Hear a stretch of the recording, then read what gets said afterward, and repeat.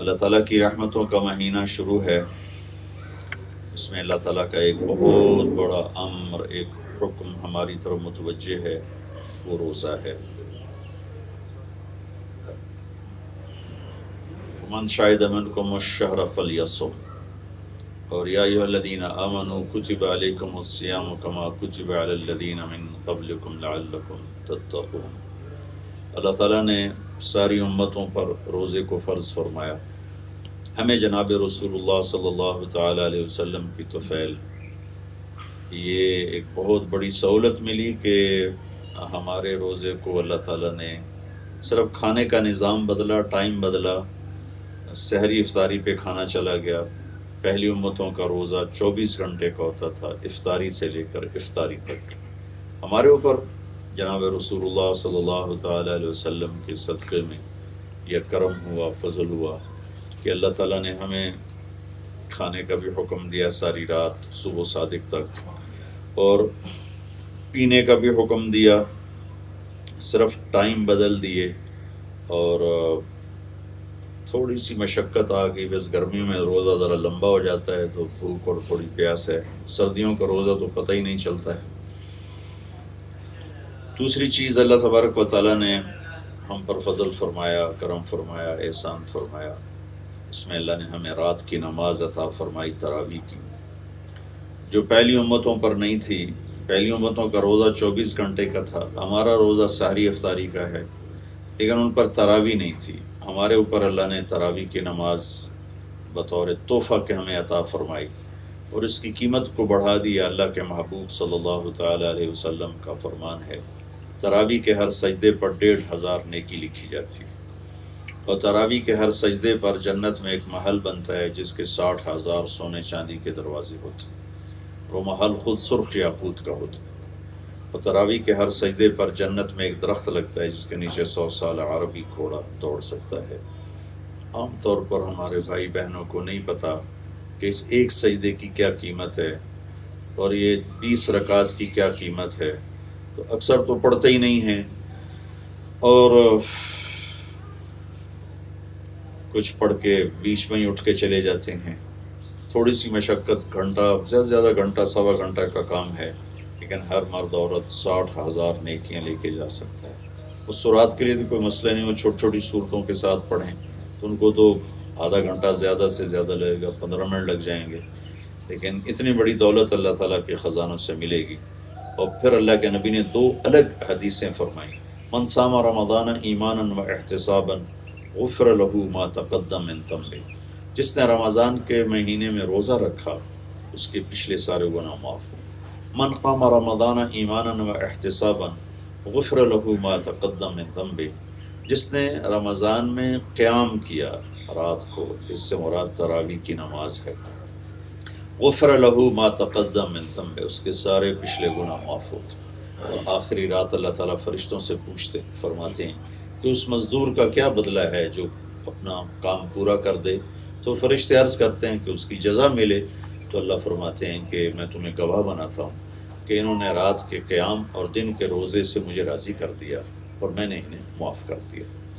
رمضان گناہوں کی بخشش کا ذریعہ اور سبب ہے۔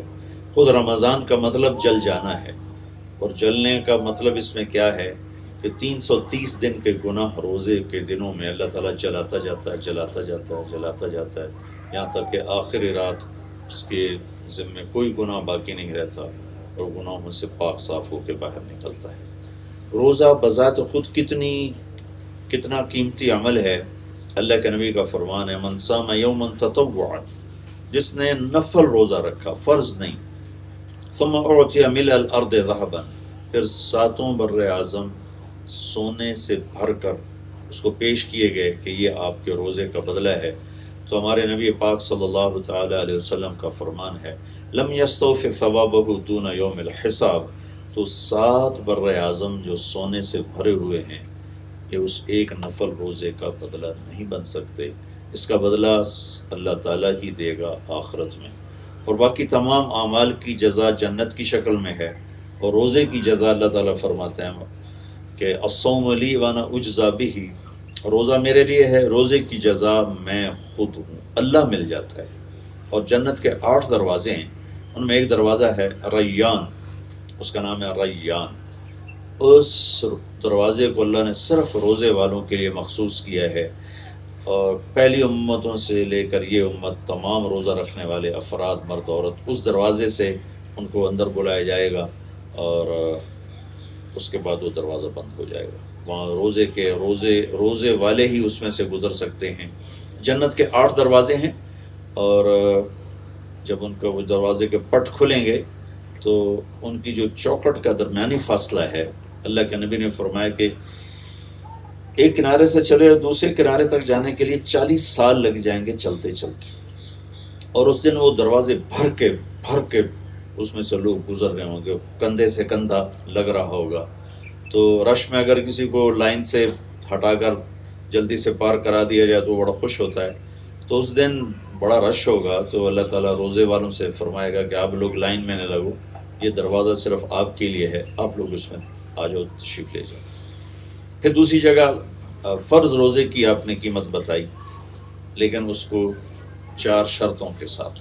من صان نفسہ فی شہر رمضان لم یشرب فیہ مسکر لم یعمل فیہ خطیہ ولم یقذف فیہ مؤمنا ببہتان۔ جس نے رمضان کا روزہ رکھا 4 شرطوں کے ساتھ، اپنے سارے وجود کی حفاظت فرمائی۔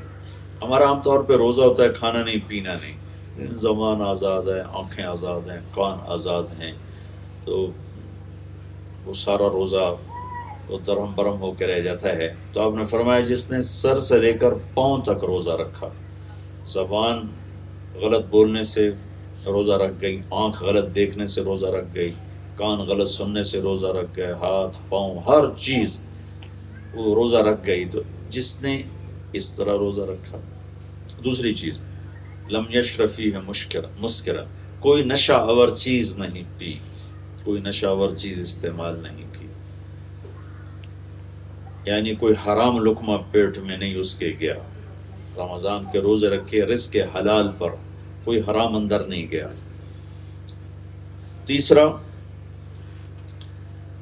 لم یعمل فیہ خطیئۃ، اپنے آپ کو کبیرہ گناہوں سے بچایا، اپنے آپ کو بڑے گناہوں سے بچایا اور اپنے حفاظت کی۔ کوئی ہو گیا تو فوراً توبہ کی، اور ایک کبیرہ گناہ کا خاص طور پہ ذکر فرمایا، وَلَمْ يَقْذِفْ فِيهِ مُؤْمِنًا بِبُهْتَانٍ، اور کسی پر بہتان نہ لگایا، کسی مرد عورت پہ بہتان نہ لگایا۔ اس کے ساتھ ایک حدیث یاد آ گئی، میرے نبی کا فرمان ہے، کسی نیک پاک دامن عورت پر کوئی فحاشی کی تہمت لگا دے اور پھر اس کے بعد توبہ نہ کرے، 100 سال مصلی بچھا کے بیٹھ کے بندگی کرتا رہے اور مصلی پر بیٹھے بیٹھے مر گیا تو بھی جہنم میں جائے گا۔ بہتان اتنی بڑی لعنت ہے، اور خاص طور پر نیک پاک دامن عورت پہ بہتان باندھنا یہ ہمارے معاشرے میں عام ہے، عام ہے، عام ہے۔ ابھی چند دن پہلے ایک باپ میرے پاس روتا ہوا آیا کہ میری نیک بیٹی پر بہتان لگا کے طلاق دلواتے، آپ سفارش کرتے۔ وہ اس کا خیال تھا کہ شاید میں ان گھر والوں کو جانتا ہوں۔ میں نے کہا میرے دوست اگر میں جانتا ہوتا تو میں ان کو جا کے پاؤں پکڑ لیتا، پر میں جانتا نہیں۔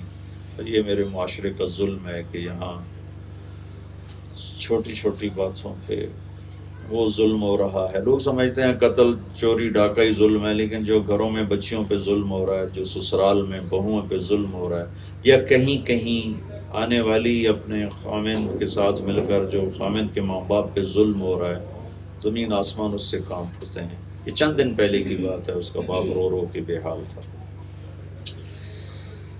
یہ میرے معاشرے کا ناسور ہے، پتہ نہیں کب صبح ہو۔